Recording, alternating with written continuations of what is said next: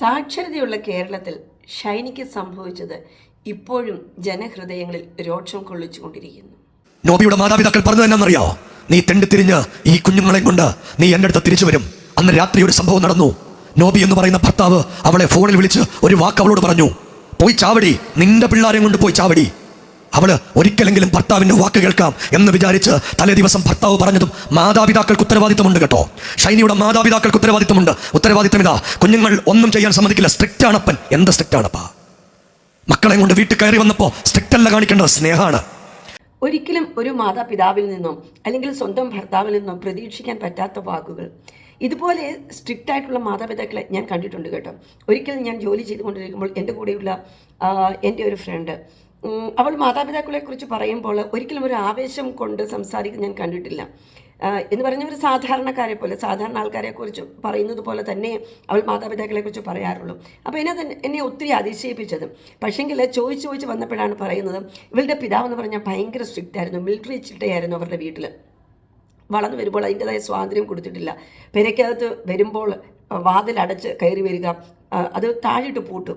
പുറത്ത് പോകുമ്പോൾ അതുപോലെ തന്നെ താഴ് തുറന്ന് പോവുക. കയറി വരുമ്പോൾ അതിൻ്റെതായ ഒത്തിരി ചിട്ടകളും കാര്യങ്ങളൊക്കെ ഉണ്ട്. വിരിച്ചിട്ടിരിക്കുന്ന തുണി അതുപോലെ തന്നെ വിരിച്ചിടുക. അതൊന്ന് ചുളുങ്ങിക്കഴിഞ്ഞാൽ ഭയങ്കര ബഹളമായിരിക്കുമെന്ന്. പിന്നെ അതുപോലെ തന്നെ പെൺപിള്ളേരുള്ള വീടാണെങ്കിൽ അവിടെ മുടി ചീകി ഒരൊറ്റ മുടി പോലും അകത്ത് കാണരുത്.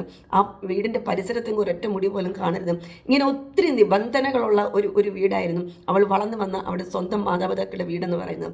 അതുകൊണ്ട് തന്നെ മാതാപിതാക്കളെ കുറിച്ച് പറയുമ്പോഴോ കേൾക്കുമ്പോഴോ ഓർക്കുമ്പോഴോ സ്വന്തം പിതാവ് മരിച്ചപ്പോൾ പോലും അതിൻ്റെതായ ഒരു ആവേശമോ ഒരു സങ്കടമോ ആ പിതാവിനെ ചെന്ന് കാണുന്നുള്ള ഉത്സാഹമോ ഒന്നും അവിടെ ഉള്ളിലില്ല. ഒരു സാധാരണ വ്യക്തി മരിച്ചുപോയി, അത്ര തന്നെ ഉള്ളായിരുന്നു. ഞാൻ പറഞ്ഞു വരുന്നവർ വളർത്തിക്കൊണ്ട് വരുന്ന സാഹചര്യം ആ കുഞ്ഞുങ്ങളുടെ ഹൃദയത്തിൽ ഒത്തിരി വേദനകൾ സൃഷ്ടിക്കും. അല്ലെങ്കിൽ മാതാവെന്നുള്ള ബന്ധമോ പിതാവെന്നുള്ള ബന്ധമോ അവരിൽ നിന്ന് പൂർണ്ണമായിട്ട് എടുത്തു കളയും. അത് കുഞ്ഞുങ്ങളെ നമുക്ക് കുറ്റപ്പെടുത്താൻ പറ്റത്തില്ല ഒരിക്കലും. അതുപോലെ തന്നെ ചിട്ടയുള്ള ഒരു ജീവിതത്തിൽ വളർന്നു വരുന്ന കുഞ്ഞുങ്ങളുടെ മാനസിക ആഘാതം എന്ന് പറയുന്നത് ഭയങ്കരമായിരിക്കും. നമ്മുടെ സ്വന്തം ഭവനത്തിൽ നമുക്കൊരു സ്വാതന്ത്ര്യം കിട്ടുന്നില്ല എങ്കിൽ പുറത്ത് എവിടെ നിന്ന് നമുക്ക് ആ സ്വാതന്ത്ര്യം നേടിയെടുക്കാൻ പറ്റും? ഒരു നല്ല വാക്ക് പറയാൻ ഒരു പാതിരി ഉണ്ടെങ്കിൽ മരിക്കുമായിരുന്നോ? ഇല്ല. ഇതുപോലൊരു നല്ല കത്തുദാസൻ പറഞ്ഞാൽ മരിക്കുമായിരുന്നോ ഷൈനി? ഇല്ല. നിങ്ങളോട് പറയാം, മരിക്കരുത്. പൊന്നോമന മക്കളെ കൊല്ലരുത്. ആരുമില്ലെങ്കിലും സ്വന്തം മാതാപിതാക്കൾ മാത്രം മതിയായിരുന്നു.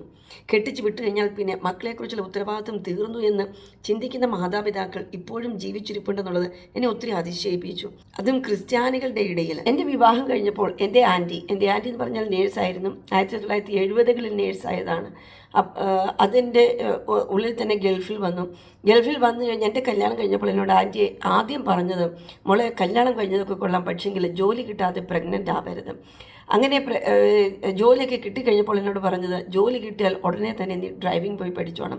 ഇതുപോലെ നല്ല ഉപദേശങ്ങൾ പറഞ്ഞു കൊടുത്ത് അവളെ ഒന്ന് ധൈര്യപ്പെടുത്താൻ ആരെങ്കിലും ഉണ്ടായിരുന്നു എന്ന് പറയുന്നതിലും അധികം അവളുടെ സ്വന്തം മാതാപിതാക്കൾ ഉണ്ടായിരുന്നെങ്കിൽ, അവൾക്ക് സഹോദരങ്ങളുണ്ട്, അവരാരെങ്കിലും ഒന്ന് തുണച്ചിരുന്നുവെങ്കിൽ നിശ്ചയമായും ഇന്നും ഷൈനി ജീവിച്ചിരിക്കുമായിരുന്നു എന്നുള്ളത് തന്നെയാണ് ഞാൻ മനസ്സിലാക്കുന്നത്.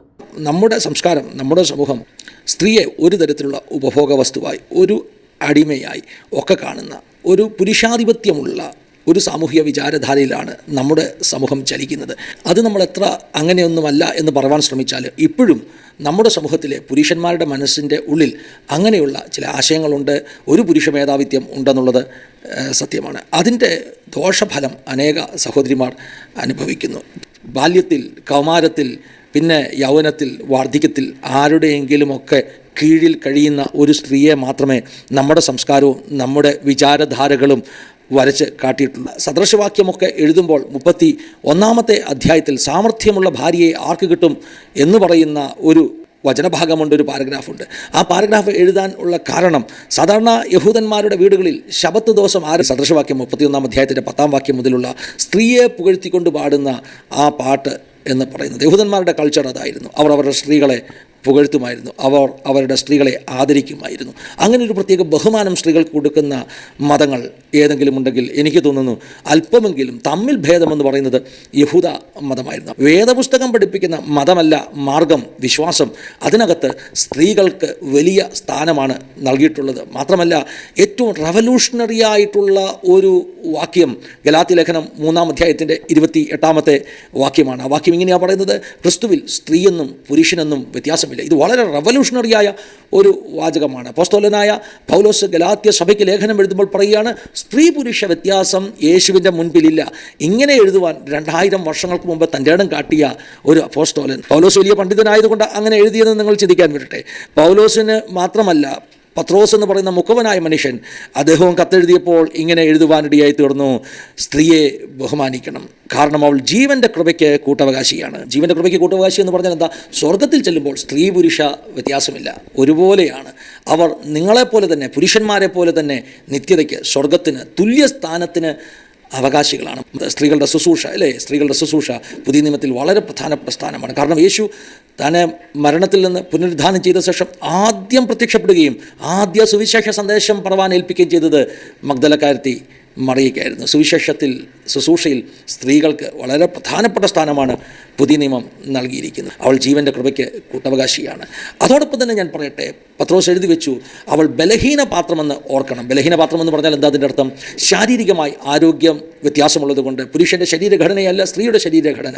അതുകൊണ്ട് അവൾക്ക് സംരക്ഷണം ആവശ്യമാണ്, കെയർ ആവശ്യമാണ്, സ്നേഹം ആവശ്യമാണ്. ഇതൊക്കെ കൊടുക്കണമെന്നാണ് വേദപുസ്തകം പഠിപ്പിച്ചത്. വേദപുസ്തകം എന്താ പഠിപ്പിച്ചെന്നറിയുമ്പോൾ, യേശു എങ്ങനെയാണ് സഭയെ സ്നേഹിച്ച് തൻ്റെ ജീവൻ നൽകിയത്, അതുപോലെ ഭർത്താവ് ഭാര്യയെ ജീവന് തുല്യം സ്നേഹിക്കണം. ഭർത്താവ് ഭാര്യയ്ക്ക് വേണ്ടി യേശു മരിച്ചതുപോലെ മരിക്കാൻ തയ്യാറാക്കണമെന്ന് പറയുന്ന ഒരു പുസ്തകം. അത്രയധികം സ്നേഹം കൊടുക്കണം, സംരക്ഷണം കൊടുക്കണം, ജീവൻ കളഞ്ഞ സംരക്ഷണം കൊടുക്കണം എന്ന് പറയുന്ന ഒരു പുസ്തകം.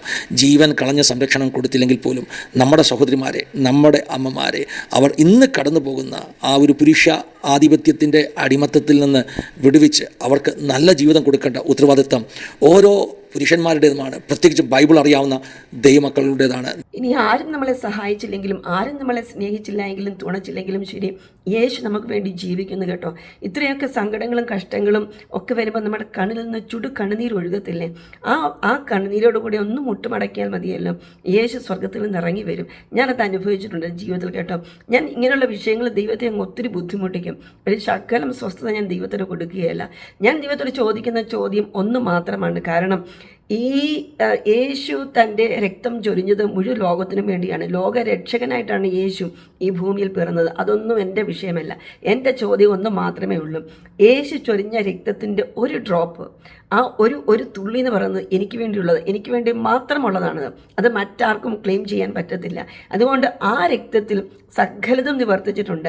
ഞാൻ പറഞ്ഞിട്ടല്ല, അല്ലെങ്കിൽ എൻ്റെ ആഗ്രഹം കൊണ്ടല്ല ഞാൻ ഈ ഭൂമിയിൽ ജനിച്ചത്. എനിക്ക് ഈ രൂപം തന്നും എന്നെ ഈ ഭൂമിയിൽ ആക്കി വെച്ചെങ്കിൽ ജീവനും ഭക്തിക്കും വേണ്ടതെല്ലാം ദൈവം തന്നിട്ടുണ്ട്. പക്ഷികൾക്കും പറവകൾക്കും എല്ലാം ദൈവം കൊടുക്കാനുള്ളത് കൊടുക്കുന്നുണ്ടെങ്കിൽ, അതത് സമയത്തിൽ അതിന് കൊടുക്കുന്നുണ്ടെങ്കിൽ, എന്തുകൊണ്ട് ദൈവത്തിൻ്റെ ശ്വാസം ഊതിയ, ദൈവത്തിൻ്റെ ജീവൻ നിറച്ച് നമുക്ക് വേണ്ടി ദൈവം ചെയ്തു തരികയില്ല? അപ്പം ഞാൻ അങ്ങനെ പറഞ്ഞാണ് ദൈവത്തെ ബുദ്ധിമുട്ടിക്കുന്നത്. ആ രക്തത്തിൽ എനിക്ക് വേണ്ടി കരുതി വെച്ചിരിക്കുന്ന സകലതും എൻ്റെ ജീവിതത്തിൽ അപ്പോൾ എനിക്ക് എടുത്തു തരിക. ദൈവം എല്ലാം നിവൃത്തിയാക്കി വെച്ചിരിക്കുകയാണ്. പക്ഷെങ്കിൽ അതിനെ കണ്ടെത്തി ഭക്ഷിക്കുക എന്നുള്ളത് നമ്മുടെ മാത്രം ഉത്തരവാദിത്വമാണ്. ആ ആത്മഹത്യ ചെയ്യാൻ കാണിച്ച ധൈര്യം ജീവിക്കാൻ വേണ്ടി നമുക്ക് നേടിയെടുക്കുക എന്നൊക്കെ പറയുന്നത് എളുപ്പമാണ്. പക്ഷെങ്കിൽ നിരാശ എന്ന് പറയുന്ന ആ ഒരു സ്പിരിറ്റ് ഉണ്ടല്ലോ, നമ്മളെ വന്ന് ഗ്രിപ്പ് ചെയ്ത് കഴിഞ്ഞാൽ പിന്നെ നമ്മളെ താഴേക്ക് അങ്ങ് അമർത്തിക്കൊണ്ട് പോകുക. ഒരു രീതിയിലും നമുക്ക് പറന്നൊന്നും വികസിക്കാൻ പറ്റത്തില്ല. അമ്മാതിരി ഇത് ഗ്രിപ്പ് എന്ന് പറഞ്ഞാൽ പാതാള കരണ്ടിയിട്ട് പിടിക്കുന്ന പോലെ നമ്മളെ മുറുക്കി താഴേക്ക് അങ്ങ് കൊണ്ടുപോകും. അതിനകത്തൊന്നും പുറത്തോട്ടൊന്ന് വരണമെങ്കിൽ ആത്മാവുള്ള ആരാധന എന്നെ ഒത്തിരി സഹായിച്ചിട്ടുണ്ട്. അപ്പം ഇങ്ങനെയുള്ള ഈ ശക്തികളിൽ നിന്ന് പുറത്തു വരാൻ ആത്മാവിലൊന്ന് ആരാധിച്ച് ഒന്ന് പ്രാർത്ഥിച്ച് നമുക്ക് ക്ലെയിം ചെയ്യാനുള്ളതൊക്കെ ക്ലെയിം ചെയ്ത് വചനമൊക്കെ ഏറ്റുപറഞ്ഞൊന്ന് പ്രാർത്ഥിച്ച് കഴിയുമ്പോൾ നമുക്ക് കിട്ടുന്ന വിടുതൽ, നമുക്ക് കിട്ടുന്ന ആശ്വാസം, നമ്മുടെ ഉള്ളിൽ വിശ്വാസം വർദ്ധിക്കുന്നതൊക്കെ നമുക്ക് തന്നെ മനസ്സിലാക്കാൻ പറ്റും. അതുകൊണ്ട് ജീവിതം എന്ന് പറയുന്നത് വെറുതെ അതിനെ ശൂന്യമാക്കി കളയരുത്. പ്രാർത്ഥിക്കാൻ പഠിക്കുക, ആത്മാവിൽ ആരാധിക്കുക, യേശുവിനെ കണ്ടെത്തി നമുക്ക് വേണ്ടി വെച്ചിരിക്കുന്ന നമ്മൾ മാത്രം അത് നേടിയെടുക്കുക. ദൈവത്തിൻ്റെ വചനം പറയുന്ന പുത്രനെ തന്നവൻ അവനോട് കൂടെ സകലം നമുക്ക് നൽകി തന്നിട്ടുണ്ട്. അത് വിശ്വസിച്ച് ഏറ്റുപറഞ്ഞ് സ്വന്തമാക്കുവാൻ ദൈവം നമ്മളെ ഏവരെയും സഹായിക്കട്ടെ.